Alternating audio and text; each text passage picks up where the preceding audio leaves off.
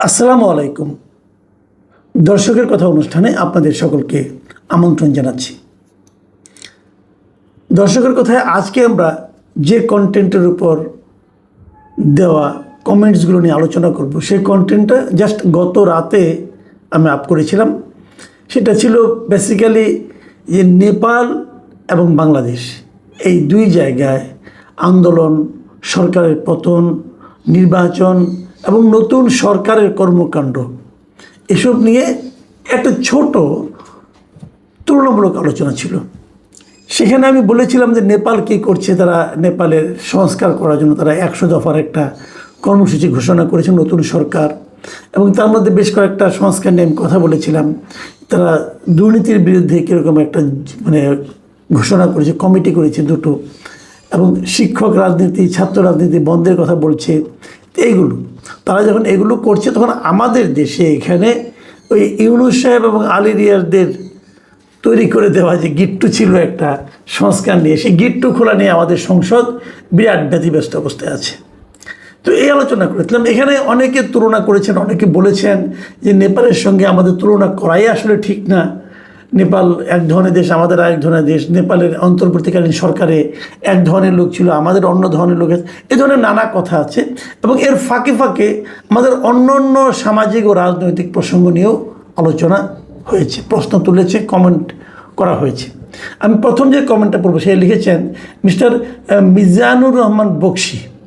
তিনি লিখেছেন, মাসুদ কামাল ভাই, আমরাও নেপালের মতো অনেক কিছু করতে পারতাম, কিন্তু আমরা সময় পার করেছি একটি বিশেষ দলকে বিলুপ্ত করার জন্য এবং মহান স্বাধীনতাকে হেয় ও ছোট করার কাজে। সুতরাং জনগণের প্রত্যাশা ও প্রাপ্তির মধ্যে অনেক পার্থক্য রয়ে গেছে। একতার পরিবর্তে আমরা বিভাজনের দিকে গেছি। আমরা সবাই গণ অভ্যুত্থানের ক্রেডিট নিয়ে ব্যস্ত, তাই দিন শেষে ফলাফল শূন্য। এই যে মিজানুর রহমান বক্সি সাহেবের যে বক্তব্যটা, এটা কিন্তু আমি এর সঙ্গে বেশ অনেকটাই একমত। যে ঘটনা কিন্তু তাই। আমরা কিন্তু এই আন্দোলনের পর আমরা যে জাতিটাকে কীভাবে ঐক্যবদ্ধ করতে হবে, কীভাবে সামনের দিকে নিয়ে যেতে হবে, এটা নিয়ে ভাবিনি। আমরা প্রতিহিংসায় চরিতার্থ করার জন্য ব্যস্ত ছিলাম এবং নিজেদের আখের গোছানোর জন্য ব্যস্ত ছিলাম। যে কারণে আপনি দেখবেন এখন ওই আন্দোলনে যারা মাথায় ছিল বলে, শীর্ষে ছিল বলে বলা হয়, তারা নিজেদের অবস্থার কি রাতারাতি পরিবর্তন করে ফেলেছে। এবং পাশাপাশি ওই আন্দোলনে যারা বেনিফিশিয়ারি ছিল, মানে যারা আন্দোলনের সঙ্গে ছিল না কিন্তু বেনিফিশিয়ারি ছিল, তারাও কিন্তু এখন নানা ধরনের কথাবার্তা বলছেন, এবং এর মধ্যে তারা অনেকে দেশ ছেড়ে বিদেশে চলেও গেছেন। তো সেই জিনিসটা নেপালে ছিল না। পরে মন্তব্যটা লিখেছেন মোহাম্মদ সুহেল। তিনি লিখেছেন, নেপাল ছাত্র রাজনীতি নিষিদ্ধ করেছে, কিন্তু ছাত্ররা কোনো প্রতিবাদ করেনি। কিন্তু বাংলাদেশ হলে এতক্ষণে আন্দোলন, বাসে আগুন দেওয়া শুরু হতো। বাংলাদেশের সাবেক রাষ্ট্রপতি এরশাদ ছাত্র রাজনীতি বন্ধ করেছিল। তারপর বাংলাদেশে কি হয়েছিল? বর্তমানে বাংলাদেশে প্রতিটি বিশ্ববিদ্যালয়ে রাজনৈতিক গ্রুপেই কিছুদিন পর পর মারামারি, খুন, জখম আছেই। তাদের ক্ষমতার দাপটে সাধারণ শিক্ষার্থীরা ঠিকমতো হলে অবস্থান করতে পারে না, সিট পায় না। কারণ সিট পেতেও বড় ভাইদের আশীর্বাদ লাগে। এই হলো বাংলাদেশের বিশ্ববিদ্যালয়ের পরিস্থিতি। এই মিস্টার সোহেল বিশ্ববিদ্যালয়ে যে পরিস্থিতির কথা বর্ণনা এখানে করলেন, তার সঙ্গে কি প্রিয় দর্শক আপনি দ্বিমত পোষণ করতে পারবেন? এটাই যদি হয় আপনাদের আমাদের রাজনীতির চেহারা, তাহলে নেপালের যে সিদ্ধান্ত সেটা কতটুকু ভুল আপনি মনে করেন? শূন্য লিখেছেন, ছাত্র রাজনীতি বন্ধ না হলে দেশের টেকসই উন্নয়ন আদৌ সম্ভব কি? এই প্রশ্নটা আপনাদের কাছে থাকলো। খন্দকার আয়েশা লিখেছেন, আমার মনে হয় আমাদের দেশে ছাত্র শিক্ষক রাজনীতি বন্ধ হওয়া উচিত। সেই সাথে শ্রমিক, যুবক সহ যাবতীয় সকল পেশাজীবী রাজনীতি বন্ধ হওয়া উচিত। দেখুন, আপনি যে কথাটা বলেছেন এটা নিয়ে আলোচনা হতে পারে। আমি নিজে ব্যক্তিগতভাবে যেটা মনে করি যে সকল পেশাজীবীতে একটা করে ট্রেড ইউনিয়ন থাকা যেতে পারে, তারা নিজেদের অধিকারের কথা ঐক্যবদ্ধভাবে বলবে, কোনো সমস্যা নেই। কিন্তু আমার আপত্তি আপনার মতোই যে এর সঙ্গে আমাদের সেন্ট্রাল যে রাজনৈতিক দলগুলো আছে তাদের সংশ্লিষ্টতা না থাকা ভালো। ধরেন শ্রমিক সংগঠন, ওখানে বিএনপির একটা শ্রমিক সংগঠন, আওয়ামী লীগের একটা শ্রমিক সংগঠন, জামাতের একটা শ্রমিক সংগঠন, এগুলি দরকার নাই। শ্রমিক সংগঠন থাকবে, শ্রমিক সংগঠনে একাধিক শ্রমিক সংগঠন হতে পারে, কিন্তু তাদের সঙ্গে এই মন্ত্রীদের, বিরোধী দলীয় নেতাদের দেখা সাক্ষাৎ না হওয়া ভালো, মানে তাদের সঙ্গে তাদের ওই অ্যাফিলিয়েশনটা না থাকা ভালো। তাহলে কি হয়, এই সংগঠনগুলো মূল সংগঠনের যখন রাজনৈতিক প্রয়োজন হয় তখন তারা এদের লাঠিয়াল হিসেবে কাজ করে। এটা আমি মনে করি ঠিক না। বিউটিফুল বাংলাদেশ লিখেছেন, নেপাল আর বাংলাদেশ এক না। গত নির্বাচনে আওয়ামী লীগকে প্রতিদ্বন্দ্বিতা করতে দিলে জনগণ যাকেই ভোট দিক না কেন, পুলিশ লীগ, সামরিক বেসামরিক প্রশাসন লীগ, সাংবাদিক লীগ, এরা সবাই মিলে আবার আওয়ামী লীগকে ফিরিয়ে আনত। যত রকম ইঞ্জিনিয়ারিং করা দরকার তাই করত, কারণ এরা আওয়ামী লীগ আমলে সবাই মহা আনন্দে লুটপাট করে খেয়েছে। আওয়ামী লীগকে নিয়ে যারা আফসোস করে তাদের আফসোসের কারণ এটাই, আওয়ামী লীগের কাছে মুক্তিযুদ্ধের চেতনা হলো একটা ব্যবসায়িক পণ্য। সুমন রাজ মিউজিক্যাল তিনি লিখেছেন, নেপাল ঠিক আছে, কিন্তু আমাদের দেশের বিশ্ববিদ্যালয়গুলোতে ছাত্র রাজনীতি বন্ধ বলে শিবির জামাত সমর্থকরা রাজনীতি করছে, এটাই সবচেয়ে বড় বাটপারি। শুভকামনা মাসুদ কামাল স্যার। এটা কিন্তু আপনি একদম ভুল বলেননি। আমাদের এখানে কিন্তু এখন বিশ্ববিদ্যালয়ে ছাত্র রাজনীতি করা যাবে না এরকম একটা হুজুগ কিন্তু তোলা হয়েছে, এবং তুলে কিন্তু আলটিমেটলি লাভবান হয়েছে ছাত্র শিবির, কারণ তারা ছাত্র রাজনীতি করা যাবে না বলে নিজেরা কিন্তু আবার রাজনীতি করছে, এবং তারা প্রত্যেকে ছাত্র রাজনীতির সঙ্গে জড়িত। খুবই অদ্ভুত ব্যাপার। কিন্তু ঢাকা ইউনিভার্সিটি দেখেন, ঢাকা ইউনিভার্সিটিতে কিন্তু ইলেকশনের আগে বিএনপির ছাত্র সংগঠনকে কোনো কমিটি করতে দেওয়া হয় না হলগুলোতে, কিন্তু শিবিরের কিন্তু কমিটি ছিল, এবং তারা কিন্তু অন্য একটা ব্যানারে ইলেকশন করেছে, কিন্তু তারা আসলে শিবির করে। তো এটা একটু কেমন যেন হয়ে গেল না। মুজিবুর রহমান লিখেছেন, মাসুদ কামাল স্যার, আমাদের দেশে 1990-এর আন্দোলনে পতিত সরকারের দল নির্বাচনে অংশগ্রহণ করেছিল। 2024-এর আন্দোলনে পতিত সরকারের দলটি হলো আওয়ামী লীগ, যে দল আমাদের স্বাধীনতা যুদ্ধে নেতৃত্ব দানকারী দল। সমস্যা এখানেই, শেখ হাসিনার অন্যায়ের দায়ভার আওয়ামী লীগের ও তার সাধারণ নিরপরাধ কর্মী সমর্থকদের উপর চাপিয়ে দেওয়া হলো নাকি? এই আপনার সঙ্গে আমি একমত যে আসলেও কিন্তু কথাটা ঠিক। যদি অপরাধ কেউ করে থাকে সেটা আওয়ামী লীগের যারা নেতৃত্বে ছিলেন শেখ হাসিনা এবং অন্যরা, তারা করেছেন। দল হিসেবে আওয়ামী লীগের সাধারণ নেতাকর্মী যারা আছেন, প্রত্যন্ত অঞ্চলে আছেন, ঢাকা শহরে থাকতে পারেন, তাদের উপর যে নির্যাতনটা, তাদেরকে যে হেয় প্রতিপন্ন করা, ভোগান্তি স্বীকার করা, এটা আমারও মনে হয় এটা ঠিক হয়নি। কিন্তু পাশাপাশি আমার ওই কথাটাও কিন্তু ঠিক যে ওই আমাদের মিস্টার বিউটিফুল বাংলাদেশ যিনি লিখেছেন, যদি আওয়ামী লীগকে নির্বাচন করতে দেওয়া হতো, কারণ প্রশাসন সমস্ত জায়গাতে আওয়ামী লীগের লোকজন বসে আছে, তারা কি আবার ইলেকশন ইঞ্জিনিয়ারিং করার চেষ্টা করতো কিনা, এটা নিয়েও কিন্তু আমার মনে হয় একটা চিন্তা করা যেতে পারে। মুক্তাঞ্চল লিখেছেন, আফসোস এই নির্বাচনে প্রকৃত বিরোধী দল নেই। বিএনপি জামাতের উপর দিয়ে বিরোধিতা নাটক করলেও ভেতরে ভেতরে তারা ভাই ভাই। দেখেন, আপনার এই কথা একদম আমি উড়িয়ে দেবো না এই কারণে যে আসলেও তো বিএনপি জামাত দীর্ঘদিন পরস্পরের মিত্র ছিল। এখন তারা দুই দল, কিন্তু তাদের মধ্যে ওই মিত্রতাটা কিন্তু রয়েছেই। প্রকৃত বিরোধী দল যে জিনিসটা বলা যায় সেটা কিন্তু এখানে নাই।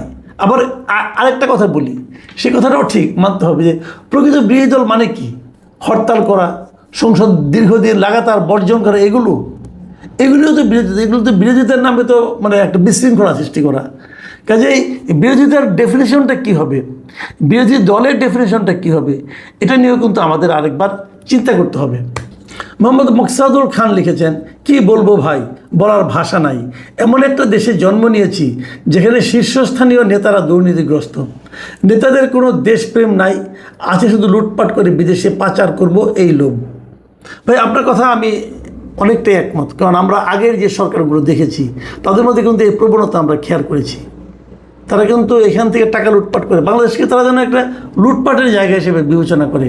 তারা মনে করে এই দেশটা তাদের না, তাদের দেশ হলো মালয়েশিয়া, তাদের দেশ কানাডা অথবা আমেরিকা অথবা ইংল্যান্ড অথবা বেলজিয়াম, এই সমস্ত দেশে তারা নাগরিক, এবং তারা এখান থেকে লুটপাট করে ওখানে পাঠায়, তারপরে সে জীবনে যে ওখানে আরামে আসে থাকে। এরকম আমরা দেখেছি, কিন্তু অনেক লিডারের মধ্যে দেখেছি। আগামীতে কী দেখতে হবে সে অপেক্ষায় থাকলাম। রুমন জামান লিখেছেন, আসসালামু আলাইকুম ভাই, মাসুদ ভাই, আপনার কাছে আমার একটা প্রশ্ন।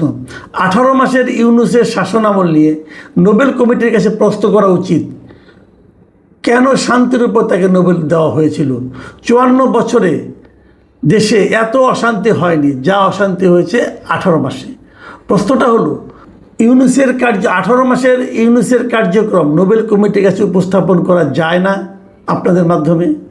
মানে আপনি যে কথাটা বলেছেন এটা খুবই ইন্টারেস্টিং একটা কথা, যে উনি 18 মাসে যে শান্তি কায়েম করেছেন এই দেশে, সেটা নিয়ে আসলে মনে হয় নোবেল কমিটিকে একবার ভাবতেও পারেন তারা, যে একটা শান্তি আমি বুঝি না মাঝে মাঝে।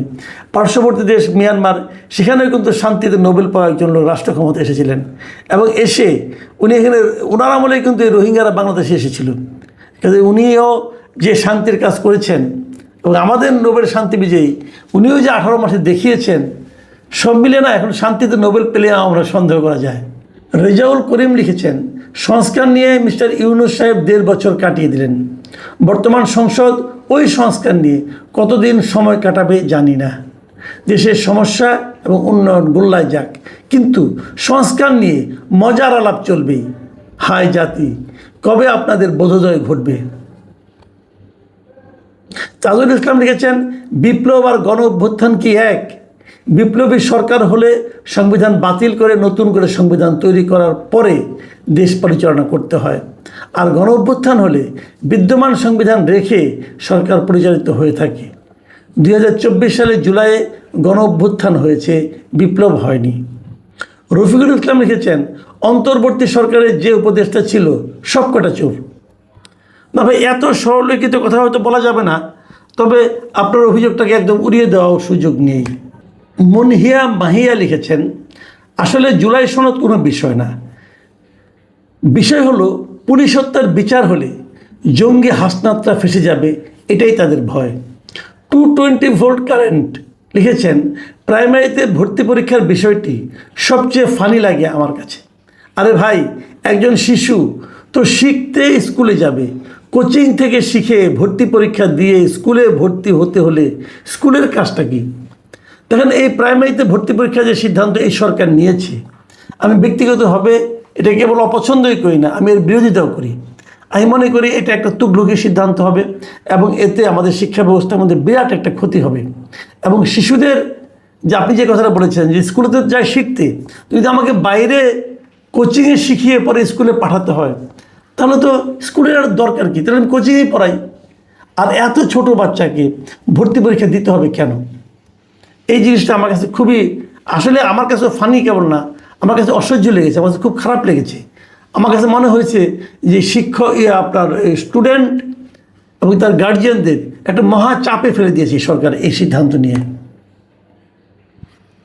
আবু সৈয়দ লিখেছেন, মাসুদ সাহেব, দেশে তেলের সংকট, মানুষ প্রতিদিন তেলের জন্য দীর্ঘ লাইনে দাঁড়িয়ে আছে, মানুষের মৃত্যুও হচ্ছে। এসব নিয়ে সরকার ও বিরোধীদের কথা নাই, আছে সংস্কার নিয়ে। রাষ্ট্রের এত টাকা খরচ করে সংসদে সংস্কারের কথা বলে জনগণের কী লাভ হবে? মাহমুদুল হাসান লিখেছেন, তারেক রহমানের নাম ধরে সমালোচনা করুন, যেভাবে ইউনূসের সমালোচনা করতেন ও করেন। দেখেন, সমালোচনা নিয়ে আমার কোনো আপত্তি নাই, কিন্তু আমি কি ব্যক্তি পেলেই তার সমালোচনা করা শুরু করব? তা তো নয়। ওই ব্যক্তির কর্মকাণ্ডের উপর আমার আলোচনা হবে, এবং যদি ওই ব্যক্তির কর্মকাণ্ডের আমার পছন্দ না হয় তাহলে সেটা সমালোচনাই হবে, আর যদি পছন্দ হয় তাহলে প্রশংসা হবে। এখন ডক্টর ইউনূস সাহেবের যখন সমালোচনা করেছি, আমি তো ডক্টর ইউনূস সাহেবের সমালোচনা নয়, ডক্টর ইউনূস সাহেবের কর্মকাণ্ডের সমালোচনা করেছি। কোনো একটা কাজ করেছেন, সেই কাজটা আমার পছন্দ হয়নি, তার সমালোচনা করেছি। এখন তারেক রহমানের যদি ব্যক্তিগতভাবে এরকম কোনো কাজ থাকে, আমাকে বলুন, আমাকে দেখিয়ে দিন যে এই কাজটা তারেক রহমান ঠিক করছে না, দেখেন আমি সমালোচনা করি কিনা। আমি তো তারেক রহমানের সরকারের এরই মধ্যে কিছু কিছু কাজের সমালোচনা করেছি, আপনারা জানেন। যেমন আমি উদাহরণ দিয়ে বলি, আমি এই যে সিটি কর্পোরেশনগুলোতে দলীয় প্রশাসক নিয়োগ করা সমালোচনা করেছি। আমি বিভিন্ন জেলা ওখানে যে জেলা প্রশাসক, ওখানে যে একজন করে জেলা পরিষদে প্রশাসক নিয়োগ করা হয়েছে, আমি তার সমালোচনা করেছি। আমি বিভিন্ন ইউনিভার্সিটিতে যে দলীয় লোককে ভিসি বানানো হয়েছে এবং গুরুত্বপূর্ণ পদে বসানো হয়েছে, তার সমালোচনা করেছি। শিক্ষা ব্যবস্থা নিয়ে এই সরকার যে প্রাইমারি স্কুলে যে ভর্তি পরীক্ষা উঠিয়ে দেওয়া, এই ভর্তি পরীক্ষা আবার চালু করা, আগে উঠিয়ে দেওয়া ছিল, এখন যেটা চালু করেছে আবার, আমি এটা নিয়ে সমালোচনা করেছি। সরকারের ব্যবস্থা 2 মাসও হয় নাই, দেখেন এর মধ্যে কতগুলি বিষয় নিয়ে সমালোচনা করেছি। এখন যদি আপনি বলেন তার ব্যক্তি তারেক রহমানের সমালোচনা করতে হবে, অবশ্যই করব। আপনি ভুলটা দেখিয়ে দেন না ভাই, আপনি আমার কাছে পাঠান যে তারেক রহমানের এই কাজটা ঠিক হয়নি, দেখেন আমি সমালোচনা করি কিনা। কিন্তু আমি যখন পুরো সরকারের কোনো কর্মকাণ্ডের সমালোচনা করি, তখন সেটা কিন্তু আলটিমেটলি প্রধানমন্ত্রী হিসেবে তারেক রহমানেরও সমালোচনা হয়। আগেও সেটাই করতাম। প্রিয় দর্শক, এই ছিল আমার আজকের কমেন্ট এবং তার আলোচনা। আপনারা ভালো থাকবেন। আগামীতে আবার আমরা খুব শিগগিরই 2-1 দিনের মধ্যে আবার দর্শকের কথা নিয়ে হাজির হব। আল্লাহ হাফেজ।